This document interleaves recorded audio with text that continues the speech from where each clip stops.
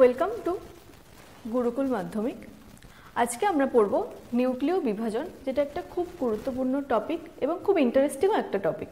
তোমরা সবাই জানো, ছোট থেকে আমরা এটা পড়ে আসছি, জেনে আসছি যে জাপানের হিরোশিমা আর নাগাসাকি এই দুটো শহরে পরমাণু বোমা ফেলা হয়েছিল। তো এই পরমাণু বোমা কি, নিশ্চয়ই অনেকের মনে কোয়েশ্চেন আসে, পরমাণু বোমা কি, কিভাবে তৈরি করা হলো বা এর কেন এত ক্ষতিকারক প্রভাব। তো এই পরমাণু বোমার সবথেকে গুরুত্বপূর্ণ বা যে নিয়মে পরমাণু বোমা তৈরি হয় সেটাই কিন্তু নিউক্লিয় বিভাজন। ঠিক আছে, আমরা জানবো পরমাণু বোমা কিভাবে তৈরি হয়।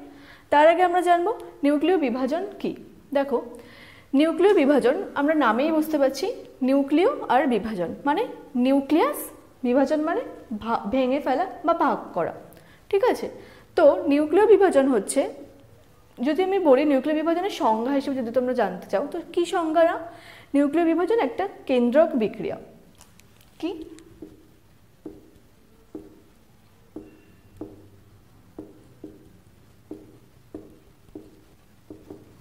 নিউক্লিয় বিভাজন একটা কেন্দ্রক বিক্রিয়া, যে বিক্রিয়াতে কি হয়, কোনো ভারী নিউক্লিয়াসকে ভেঙে সমভরের দুটো নিউক্লিয়াসে পরিণত করা হয় এবং তার সঙ্গে কয়েকটা নিউট্রন বেরোয়, গামা রশ্মি বেরোয় আর কিছু পরিমাণ বা প্রচুর পরিমাণ শক্তি বেরোয়। তাহলে কি বললাম, নিউক্লিয় বিভাজন হচ্ছে একটা কেন্দ্রক বিক্রিয়া, যেখান থেকে আমরা কোনো ভারী নিউক্লিয়াসকে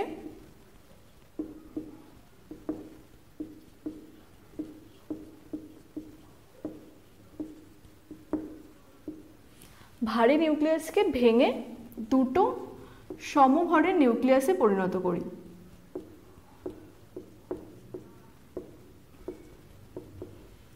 মানে দুটো নিউক্লিয়াস তৈরি হবে যাদের ভরের সমষ্টি এই ভারী নিউক্লিয়াসের সমষ্টির সমান, এবং তার সাথে কি বেরোবে না, কয়েকটা নিউট্রন বেরোবে, গামা রশ্মি বেরোবে আর বেরোবে শক্তি বা এনার্জি। ঠিক আছে, এবার যদি আমরা এই নিউক্লিয় বিভাজনের বিক্রিয়া যদি আমরা একটা উদাহরণের সাহায্যে দেখি, তাহলে তোমরা আরো ভালো করে বুঝতে পারবে। তো দেখো, আমি নিলাম একটা ইউরেনিয়াম পরমাণু, ইউরেনিয়াম পরমাণুর একটা নিউক্লিয়াস। আচ্ছা, এবার এটাকে ইউরেনিয়াম পরমাণুকে একটা নিউট্রন দিয়ে আঘাত করছি। ঠিক আছে, একটা নিউট্রন দিয়ে আঘাত করলাম, কি হলো, আরেকটা সংযুক্ত নিউক্লিয়াস তৈরি হলো। ঠিক আছে, যদি আমরা নিউট্রন দিয়ে আঘাত করি তাহলে কি হলো, ইউরেনিয়ামের পরমাণু সংখ্যা 1 থাকলো কিন্তু ভর সংখ্যা 1 একক বাড়লো। ঠিক আছে, এবার এই পরমাণুটা এটা অত্যন্ত দুস্থিত হয়, মানে যাকে বলে আনস্টেবল, স্থায়ী নয়, প্রচন্ড অস্থায়ী এই নিউক্লিয়াসটা। ঠিক আছে, অস্থায়ী। এবার এই নিউক্লিয়াসটার সঙ্গে সঙ্গে ভেঙে কি তৈরি হবে, বললাম যে দুটো সমভরের নিউক্লিয়াস উৎপন্ন হবে। একটা হবে বেরিয়াম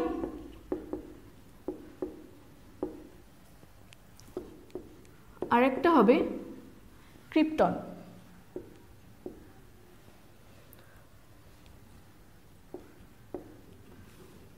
বেরিয়াম উৎপন্ন হলো, ক্রিপ্টন উৎপন্ন হলো, আর আমি বলেছিলাম নিউট্রন হবে, গামা রশ্মি বেরোবে আর প্রচুর পরিমাণে শক্তি বেরোবে। এর সাথে 3টে নিউট্রন বেরোবে, তার সাথে আমি নিচে লিখছি শক্তি, প্রায় দেখা গেছে 200 মেগা ইলেকট্রন ভোল্ট শক্তি উৎপন্ন হয়। এটা নিউক্লিয় বিভাজনের উদাহরণ। ঠিক আছে, ইউরেনিয়াম থেকে বেরিয়াম আর ক্রিপ্টন উৎপন্ন হলো। এবার একটা ইউরেনিয়াম পরমাণুকে ভেঙে আরো দুটো নিউক্লিয়াস উৎপন্ন হলো। যে দুটো নিউক্লিয়াস উৎপন্ন হলো তাদেরকে আমরা বলি বিভাজন খণ্ড। ঠিক আছে, কি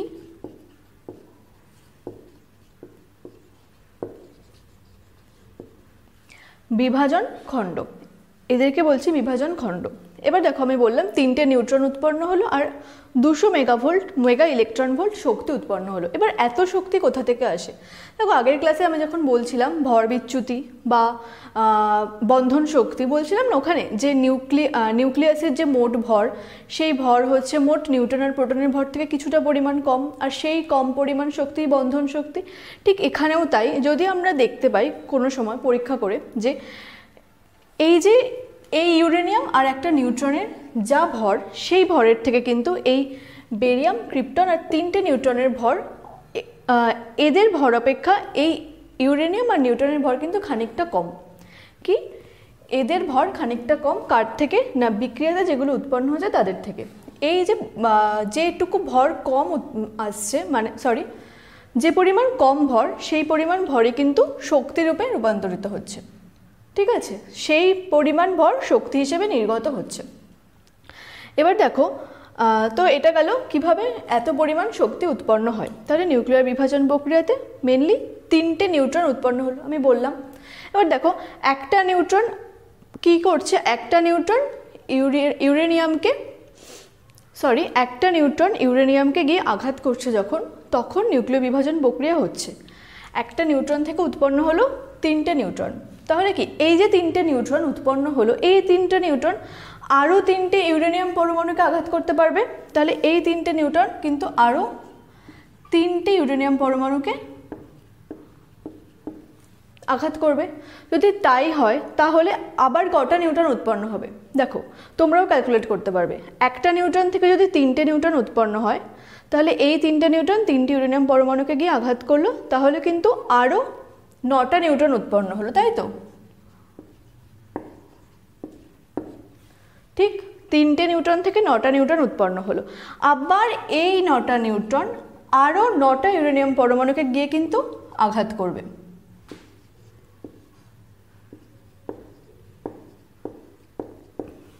তখন কটা নিউট্রন উৎপন্ন হবে? তখন কিন্তু দেখবে আরও 27টা নিউট্রন উৎপন্ন হচ্ছে। 9টা ইউরেনিয়াম পরমাণুকে আঘাত করছে 9টা নিউট্রন, আবার 27টা নিউট্রন উৎপন্ন হচ্ছে। তো দেখো এই পুরো প্রক্রিয়াটা কিন্তু একটা শৃঙ্খল বিক্রিয়ার মাধ্যমে ঘটছে। ঠিক আছে, দেখো ঘটতেই থাকছে। 3টে নিউট্রন গিয়ে আঘাত করছে 3টি ইউরেনিয়াম পরমাণুকে, আবার 9টা নিউট্রন উৎপন্ন হচ্ছে, 9টা থেকে 27টা, 27 থেকে আরও বেশি। এইভাবে বিক্রিয়াগুলো পরপর হতেই থাকছে। এইভাবে যে বিক্রিয়াগুলো হচ্ছে, এই বিক্রিয়াটাকে আমরা বলবো শৃঙ্খল বিক্রিয়া। কি? শৃঙ্খল বিক্রিয়া।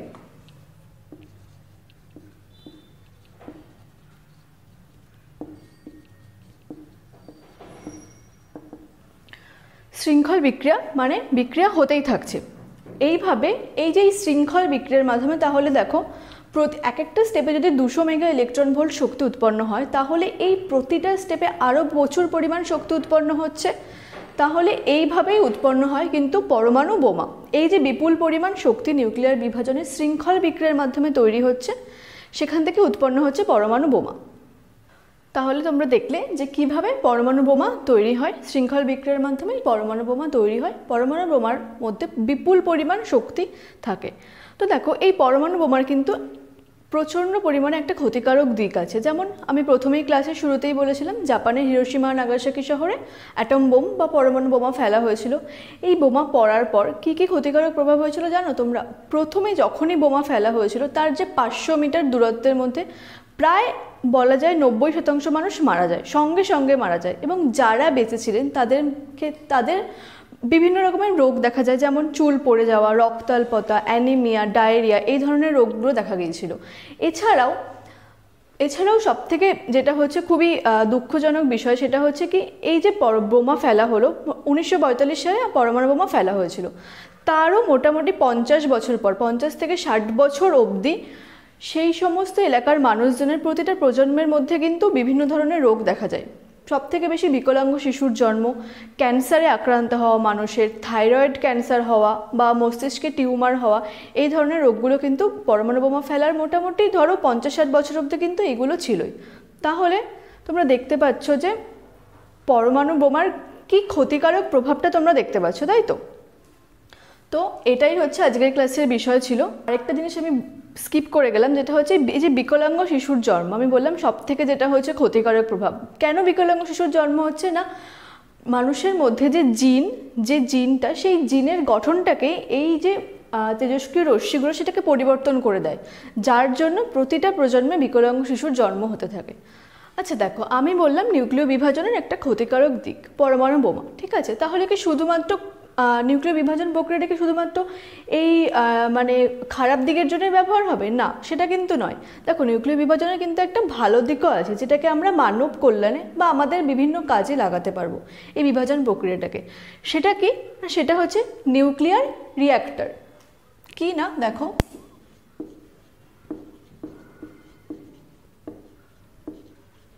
নিউক্লিয়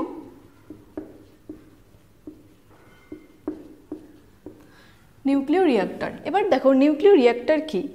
আমি বললাম যে নিউক্লিয় বিভাজন প্রক্রিয়াটা একটা শৃঙ্খল বিক্রিয়া। সবসময় একটা নিউট্রন দিয়ে আঘাত করার পর বিক্রিয়াটা হতেই থাকছে, প্রচণ্ড শক্তি উৎপন্ন করছে।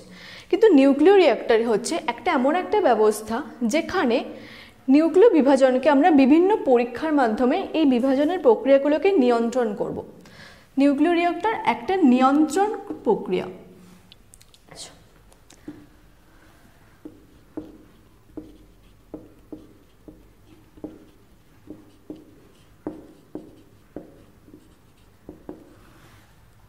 নিউক্লিয় রিঅ্যাক্টর হচ্ছে একটা নিয়ন্ত্রক প্রক্রিয়া, যেখানে বিভিন্ন পরীক্ষার মাধ্যমে নিউক্লিয় বিভাজনের শৃঙ্খল বিক্রিয়াকে নিয়ন্ত্রণের মাধ্যমে যে তাপশক্তি উৎপন্ন হয় সেই তাপশক্তিকে তড়িৎ শক্তিতে রূপান্তরিত করে আমরা ব্যবহার করতে পারি। তাহলে নিউক্লিয় বিভাজনের মাধ্যমে যে তাপশক্তি উৎপন্ন হচ্ছে,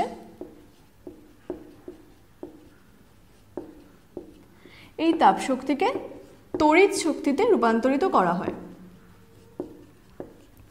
শৃঙ্খল বিক্রিয়াগুলোকে নিয়ন্ত্রণ করে উৎপন্ন তাপশক্তিকে তড়িৎ শক্তিতে রূপান্তরিত করে সেই তড়িৎ শক্তিকে আমরা ব্যবহার করতে পারি। কিসে ব্যবহার করতে পারি? তোমরা জানো, তড়িৎ শক্তিকে আমরা বিদ্যুৎ উৎপাদনের কাজে ব্যবহার করতে পারি।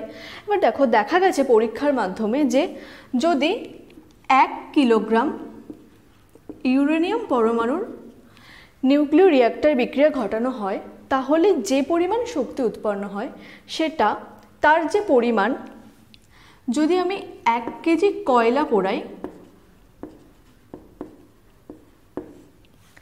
1 কেজি কয়লা পোড়ালে যে পরিমাণ শক্তি উৎপন্ন হয় তার তুলনায় কিন্তু অনেক গুণ বেশি। তাহলে আমরা কি দেখছি? যদি 1 কেজি ইউরেনিয়ামকে নিউক্লিয় রিঅ্যাক্টর বিক্রিয়ার মাধ্যমে বিক্রিয়া করানো হয় বা বিভাজন করা হয়, তার যে শক্তির পরিমাণ 1 কেজি কয়লা পোড়ালে যে শক্তি উৎপন্ন হয় তার থেকে কিন্তু কয়েক হাজার গুণ বেশি।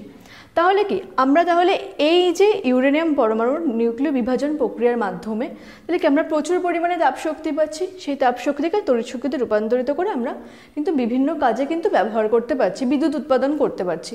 দেখো, আমরা জানি যে আমাদের যে প্রাকৃতিক জ্বালানি কয়লা ফুরিয়ে আসছে, তো তার বিকল্প হিসেবে কিন্তু নিউক্লিয় বিভাজনের এই নিউক্লিয় রিঅ্যাক্টর প্রক্রিয়া ব্যবহার করা যেতে পারে। আমরা দেখলাম নিউক্লিয় রিঅ্যাক্টর কি। এবার আজকের ক্লাসের টপিক ছিল এইটুকুই।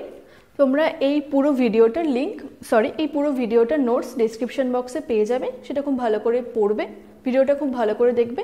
পরের ক্লাসে আমি আলোচনা করব নিউক্লিয় সংযোজন নিয়ে, ঠিক আছে? তো চলো, দেখা হচ্ছে পরের ক্লাসে।